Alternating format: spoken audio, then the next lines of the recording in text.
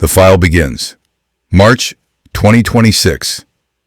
The helicopters came at dawn, their sound swallowed by the manicured emptiness of Star Island and Holmby Hills. This wasn't the first raid, but it was the final one.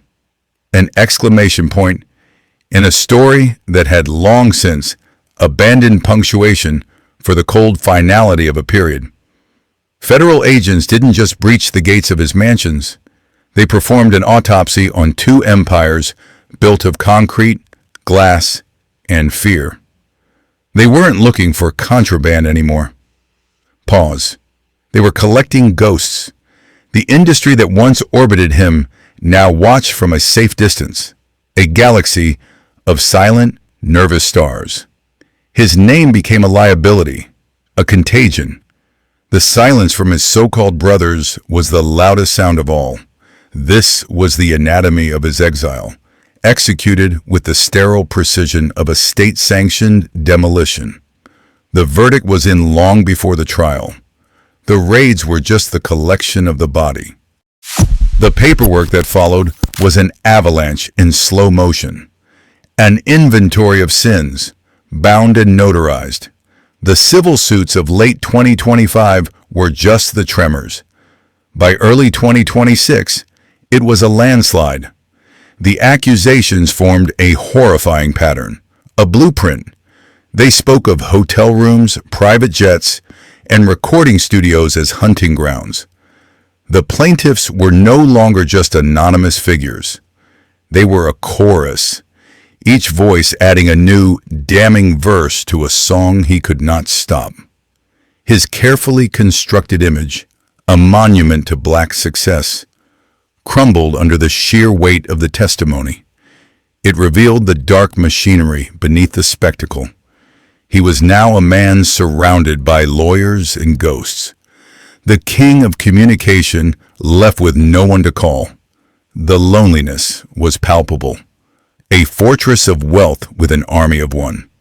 Pause. By the spring, the number of accusers was a headline in itself, a figure that spoke not of individual grievances, but of a systemic rot. This systemic rot had a beginning, an anatomy of ascent that reads now like a manual for self-destruction. Before the brand, there was the hunger.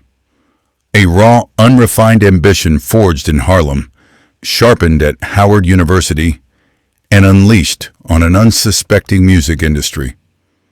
He arrived at Uptown Records not as an intern, but as a predator studying the ecosystem. He learned the language of power from Pause, Andre Harrell, then rewrote the dictionary. His success there was not a collaboration. It was a conquest. The founding of Bad Boy Entertainment in 1993 was not the birth of a dream. It was the drawing of a battle line. Pause the first fatal contract. His ambition was a machine fueled by concrete and disrespect, and its exhaust smelled like money.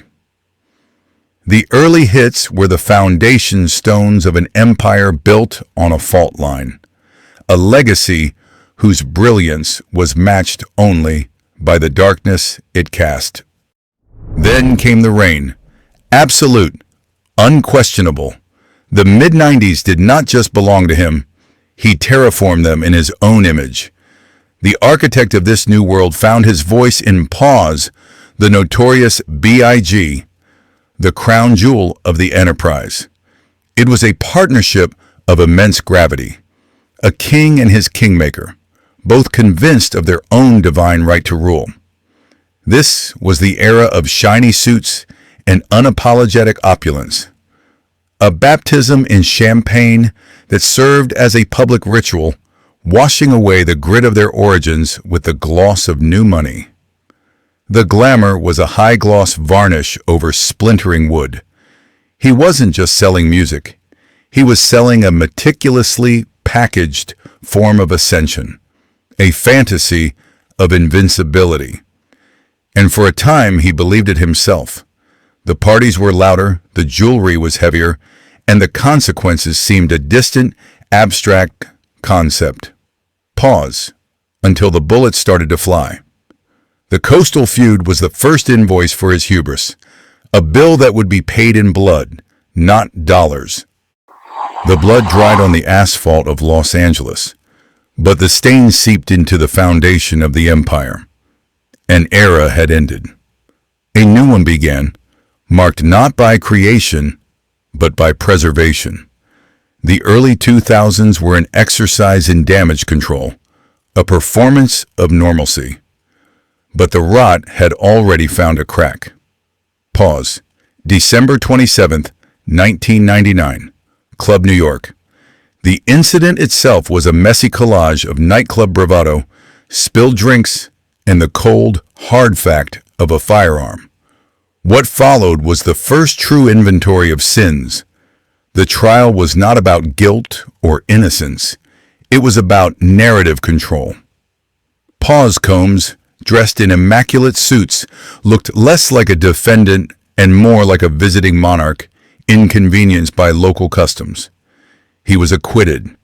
His protege, the rapper Shine, was not. He took the fall.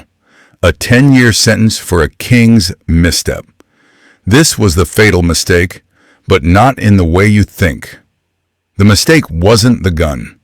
It was the discovery of a formula.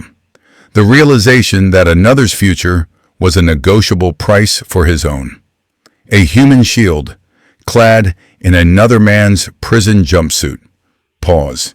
He had found a way to outrun the consequences, for a time.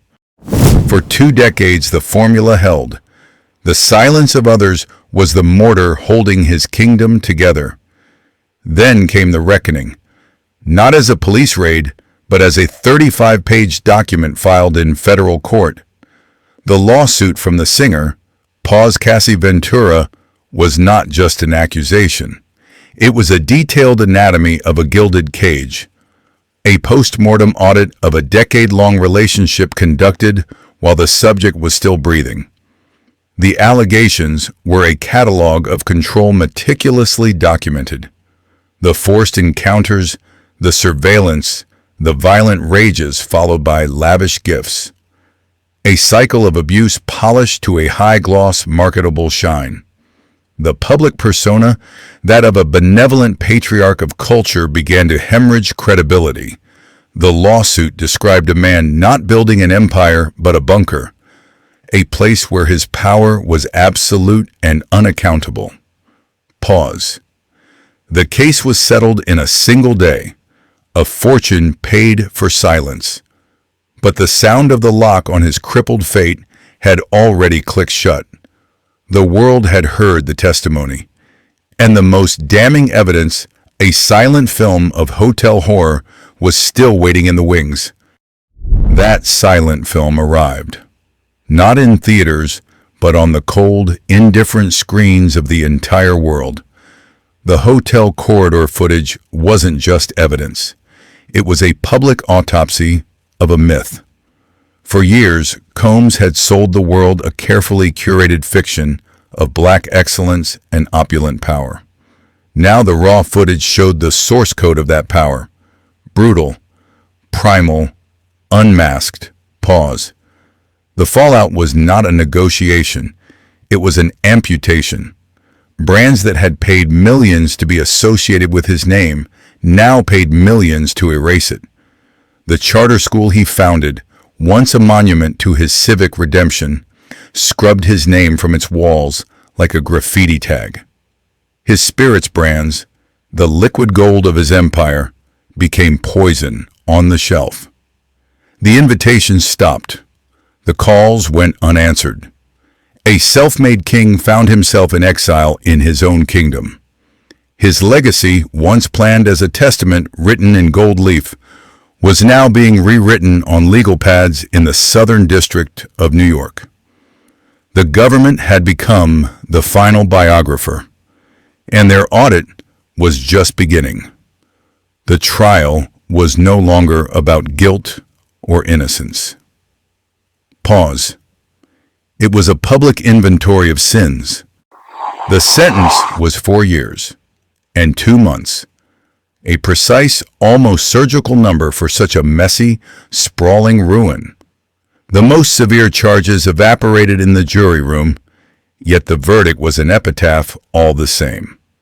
A conviction not just for transporting women, but for a lifetime of believing his altitude placed him above the law. The anatomy of the fall reveals the fatal mistake was not a single crime. It was the architecture of the bunker itself. The belief that enough money, enough power, enough silence could indefinitely patch the cracks in a foundation built on fear. The human cost is now tallied in court filings, not record sales. Dozens of lives once orbits in his solar system now stand as wreckage testifying to the star's collapse. Pause. What is the legacy now? A collection of platinum plaques that feel like tombstones, a portfolio of hollowed-out brands, a cautionary tale whispered in boardrooms and green rooms. His fortune remains a dragon's hoard in a sealed cave, but the name it was built on is now synonymous with its own bitter testament. The prison cell is merely the physical manifestation of the cage he spent decades building for others. A crippled fate, indeed. He is no longer an icon or a mogul. He is just a name on a docket. Pause. A ghost haunting the ruins of his own empire.